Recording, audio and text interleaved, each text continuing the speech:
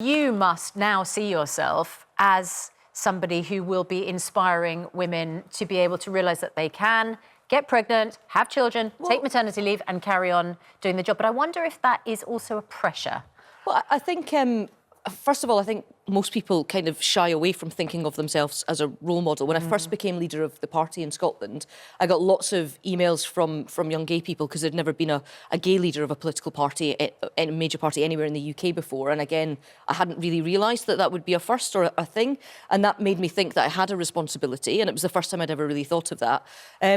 But I think one of the things about being in the public eye and being quite open about my pregnancy and things is that we do recognise there are different types of families. And so when Jacinda Ardern came out, she said, I'm pregnant, I'll be back at my desk within 6 weeks. Well, actually, I'm doing it slightly different. So I'm going to have shared parental leave with my partner. So I'll take maybe 4 months off and then she'll do the next couple. So there's different ways of doing things. And I think it's about what works for your family. And also, it can be very different once you've had the baby. Well, exactly. I have no idea how this is going to work. So, but we'll make it work. It can be utterly shattering. And I just wonder, once you've had the baby, whether you might feel, actually, I'm just exhausted. I've got baby brain. I don't feel like I can tackle everything. And whether you might feel, but I've got this kind of mission. I need to carry on. Well, I love the job I do. I'm incredibly privileged to have just one of the best jobs in the world.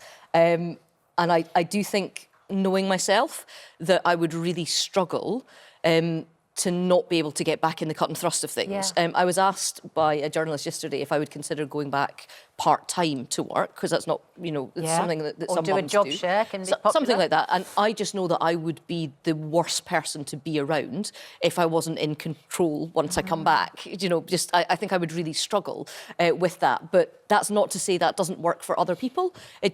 I would be a right pain. You've done a brilliant job in Scotland. You've rallied people. You're eloquent. You're smart. You take no nonsense. You've ticked all these new groundbreaking boxes. You're the perfect person to take your party kickboxing and screaming into the next era. And yet you've ruled that out. You said, no, I don't want the top job. And my only question for you is, it's an incredibly powerful, honest book.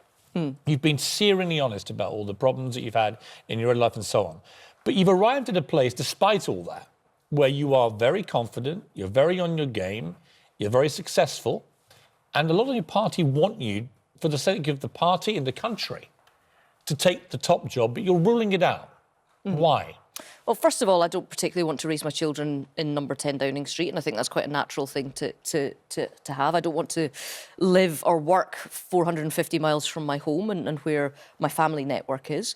But also, I am ambitious for my country in Scotland, and I think that I can do a good job as First Minister in Scotland, the first Conservative First Minister of Scotland, and that can be good for the whole of the United Kingdom, to not have a nationalist that wants to break up the United Kingdom being the First Minister of Scotland. Why is being First Minister of Scotland... I mean, what you're inadvertently doing is suggesting it's a much easier job. No, I don't think I am. And in fact, I reject that entirely. What I'm saying is I am ambitious for my country, I'm ambitious for the job, but the difference between one and the other is that I live 3 miles from the official residence, Bute House, of the First Minister of Scotland. I'm already the MSP for the constituency of Bute House. I want to be the MSP in Bute House.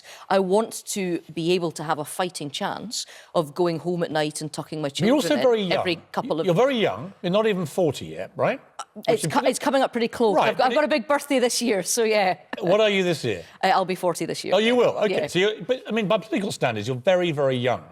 I just saw Justin Trudeau on the news. That looks like quite young to me. He's young, yeah, but he's older than you, right? Obama was 45 and was deemed to be the youngest whiz kid in the world. My question really is, how can you be so emphatic about never when your baby becomes not a baby and grows up and goes to school and stuff, if you're then still being very successful, is never... I never really believe politicians would say never anyway, but yours had a certain ring of truth. I'm not sure politicians ever believe you, Piers, either. But why would you not at least leave the door slightly open in, say, 10 years' time when you wouldn't even be 50? Well, look, I mean, this all started about 3 years ago when David Cameron was in Scotland, was asked who could be your successor. And because he's a very polite young man and because he was in Scotland, he said, she'll do. And it's sort of dogged me around since then. And it really hasn't, it really isn't my ambition. And I know that some people find that difficult to understand.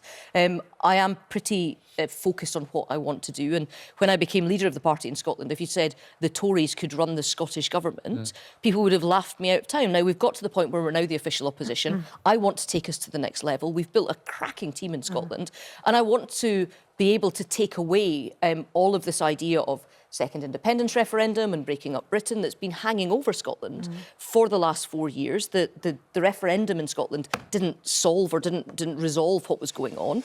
I think there's a job that I can do, and that's what I want to do. And what's really interesting is I've been saying I don't want to be Prime Minister for about 2 or 3 years. It's only when I started talking about some of the mental health issues that are in the book, and the book actually isn't about me, it's about all of these other wonderful women that have done loads of exciting things, that people have said, oh, well, actually, this time she means it. Can we talk about and there's maybe an argument there that says, why is that? And maybe we're not as far along talking about mental health. Let's turn to a woman who's in the top job. Yep. Theresa May. It looks like, at the moment, that she's going to end up in a very difficult position where her Chequers plan is not going to get through the House of Commons. Labour are clearly going to make merry hell with this. They're going to try and force a general election. That could lead to a Corbyn-led government. These are perilous times for Theresa May and her party. How do you view it? Well, first of all, one of the reasons that Theresa May is the Prime Minister is because of the last election. There was that resurgence in Scotland. If there hadn't been all of those extra Scottish Conservative MPs, there could well have been a Corbyn government already. The second thing I would say is absolutely that this is a tough time. And I think when people look back on it, whether they're Conservative, not Conservative, they will look back on Theresa May and think that in the most difficult circumstances, the resilience that she has shown in terms of keeping going will be remarkable. Yeah, but hang on. But a deal is more important, and if we can get onto that. But resilience is a strange word to use, also, isn't it? What you're applauding are just for not quitting. I mean... No. The individual tenacity, when everyone, including yourselves and other commentators, were saying sort of last December that, the progress couldn't be made, the suitable progress to go to the next stage. And she worked through the night for 2 nights, got on a flight at 4 a.m, flew out to Brussels and proved everybody wrong, and we did move into the next stage of negotiations. But we haven't got a deal, and we don't look any closer to having a deal. Well, the EU have rejected Chequers. I think we do look a bit closer to this. Her own allies don't seem to be convinced. What's important is we've got 6 weeks now until the next European summit in October. We saw that Salzburg was, a bad day at the office for everybody. The Prime Minister's response in number 10, and everyone was holding their breath to see what would come back from the EU. And we saw them blink. And we saw Donald Tusk be far more emollient. There is now work that's going on at official level to get these talks back on track. Would it not be better if the person driving the train was a Brexiteer who absolutely believed in this, and we could then hold them accountable if it didn't work? I think the most important person to drive the train is the person that's qualified to do so. And I think Theresa May is exceptionally qualified to do this and has shown throughout the steps that she's taken that she does understand what's in the national interest. And you're right to say that Brexit was never defined on the ballot paper. There are 650 people in the House of Commons, almost all of whom believe in a different type of Brexit from each other or don't believe in Brexit at all. And one of the things that the Chequers plan does, and I think it will still be the basis for a deal, it will, of course, get modified. We know where the areas of impasse are.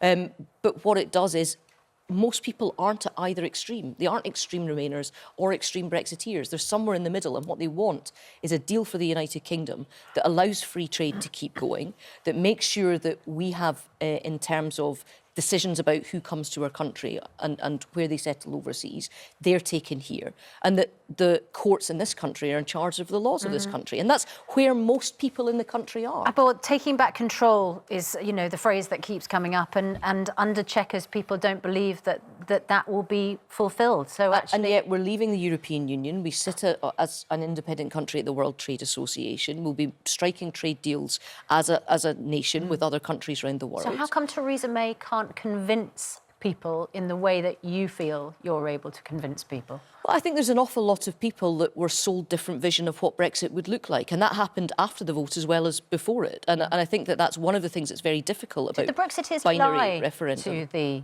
voters. Well, I think there was a lot of contested facts, let's put it that way. But the point I would make is I've now fought 2 referenda on binary constitutional issues. And what they do is they push people into camps. And the rancour that happens after is as strong as it is before. The Scottish independence referendum and the this Brexit referendum. one. And I would happily never fight another constitutional Would it referendum not be in my better if we had lifetime. someone in that negotiating room who could literally kickbox them all to death? Yeah. Who maybe had been trained in the territorial army. You talk about being qualified Yeah. for the job. This is now a street fight. OK. You are a professionally trained kickboxer. I think what people have to understand is the EU isn't neutral in this. We are negotiating against the 27 other countries and all the institutions, and we need to get behind our Prime Minister. She is a steely woman, and I think she'll get the job done.